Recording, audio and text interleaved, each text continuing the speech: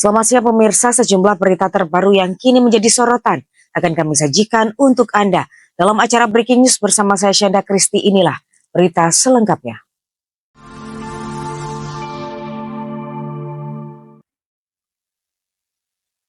Pemirsa, Kapolri Jenderal Listio Sigit Prabowo menyatakan puncak arus mudik Lebaran 2025 akan terjadi pada periode 28 hingga 30 Maret mendatang.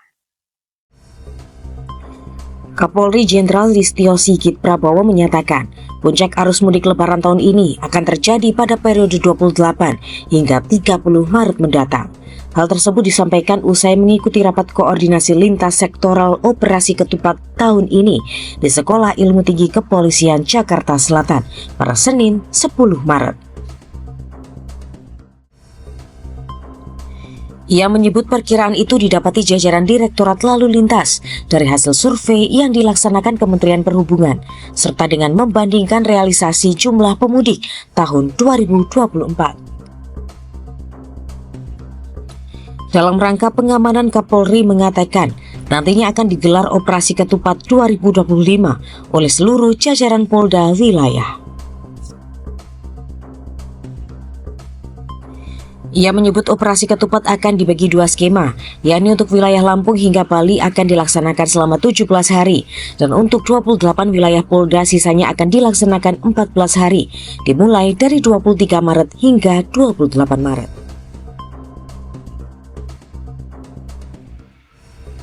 Lebih lanjut, Listio mengatakan pihaknya juga akan tetap melakukan sejumlah rekayasa lalu lintas, khususnya di ruas tol Trans Jawa, mulai dari ganjil hingga genap, kontraflow dan one way.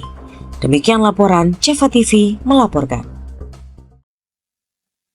Berita selanjutnya pemirsa, Menteri Sosial Saifullah Yusuf melaporkan bahwa hingga saat ini terdapat 53 lokasi yang siap menggelar sekolah rakyat.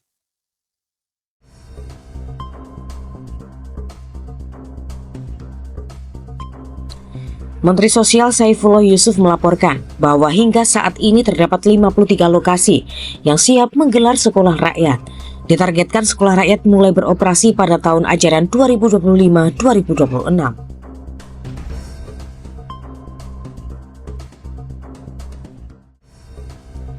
Gus Ipul menambahkan penyelenggaraan sekolah rakyat tidak hanya berfokus pada kurikulum, tetapi juga memastikan kesiapan infrastruktur.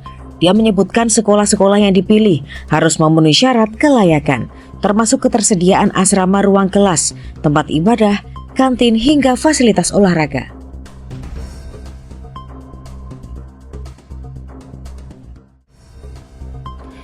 Gus Ipul menuturkan berbagai tim dari kementerian terkait sedang membahas aspek-aspek penting program ini, mulai dari kurikulum, rekrutmen tenaga pengajar, sarana prasarana, pengawasan hingga tata kelola.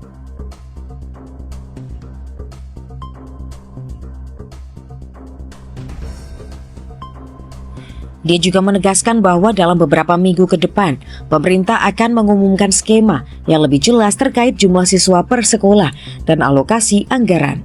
Demikian laporan Ceva TV melaporkan.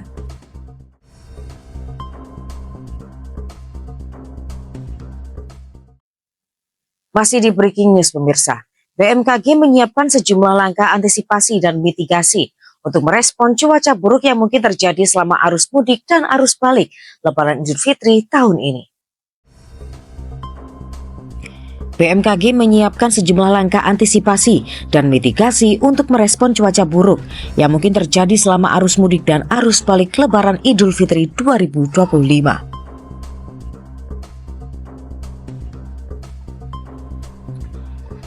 Dwi menjelaskan BMKG akan melakukan evaluasi terhadap tren cuaca sebelum arus mudik berlangsung.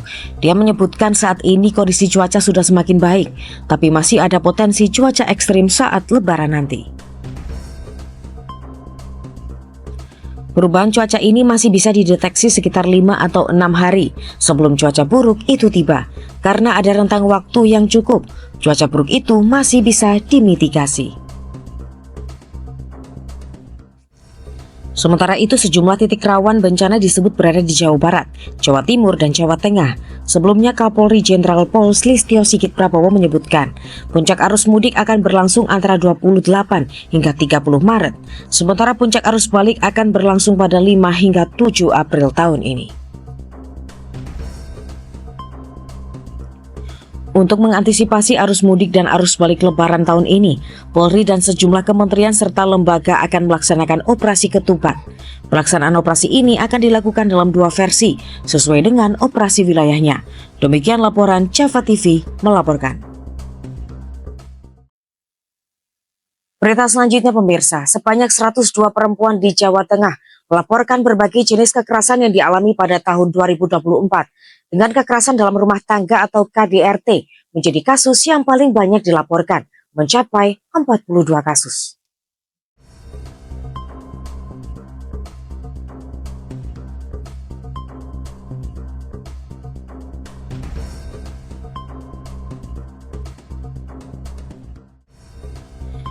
Sebanyak 102 perempuan di Jawa Tengah melaporkan berbagai jenis kekerasan yang dialami pada tahun 2024. Dengan kekerasan dalam rumah tangga atau KDRT menjadi kasus yang paling banyak dilaporkan, mencapai 42 kasus.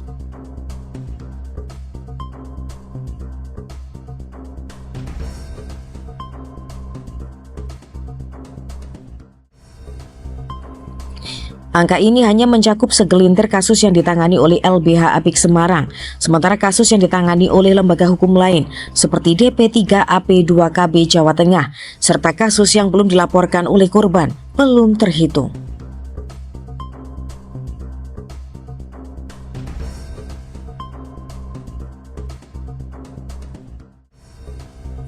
Hingga Maret 2025, LBH Apik Semarang telah menerima 33 aduan kasus kekerasan, dengan KDRT kembali mendominasi dengan total 29 kasus. Demikian laporan Java TV melaporkan.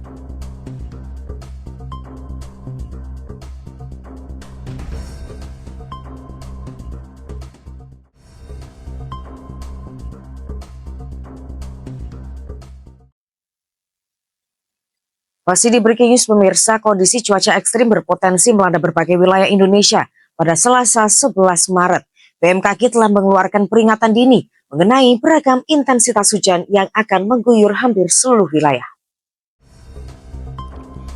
Kondisi cuaca ekstrim berpotensi melanda berbagai wilayah Indonesia pada Selasa 11 Maret. BMKG telah mengeluarkan peringatan dini mengenai beragam intensitas hujan yang akan mengguyur hampir seluruh wilayah tanah air, mulai dari hujan ringan hingga hujan lebat disertai petir. Dilansir dari Antara Prakirawan BMKG Zeni Husna mengungkapkan, kewaspadaan tertinggi perlu ditingkatkan di 12 wilayah yang berpotensi mengalami hujan disertai petir. Wilayah-wilayah yang beresiko mengalami kondisi cuaca ekstrim dengan hujan disertai petir termasuk Pekanbaru, Pangkal Pinang, Bandung, Kupang, Samarinda, Palangkaraya, dan Banjarmasin. Fenomena serupa juga diperkirakan akan dialami oleh Manado, Sorong, Nabire, Jayawijaya, dan Merauke. Kemudian ia menyampaikan bahwa hujan ringan diperkirakan terjadi di beberapa wilayah, mulai dari Pulau Jawa seperti Serang, Jakarta, Semarang, dan Surabaya, serta sejumlah daerah lain. Di kawasan Sumatera, hujan ringan diperkirakan akan melanda beberapa kota besar seperti Medan, Padang, Tanjung Pinang, Jambi, Palembang, dan Bandar Lampung. Sementara itu, Denpasar Bali diprediksi akan mengalami kondisi berawan, sedangkan udara kabur berpotensi menyelimuti Manokwari, Papua Barat. Demikian laporan Java TV melaporkan. Baik pemirsa, informasi tadi sekaligus menjadi penutup perjumpaan kita hari ini. Saya Shenda Kristi dan segenap tim redaksi yang bertugas pamit undur diri. Selamat siang, terima kasih dan sampai jumpa.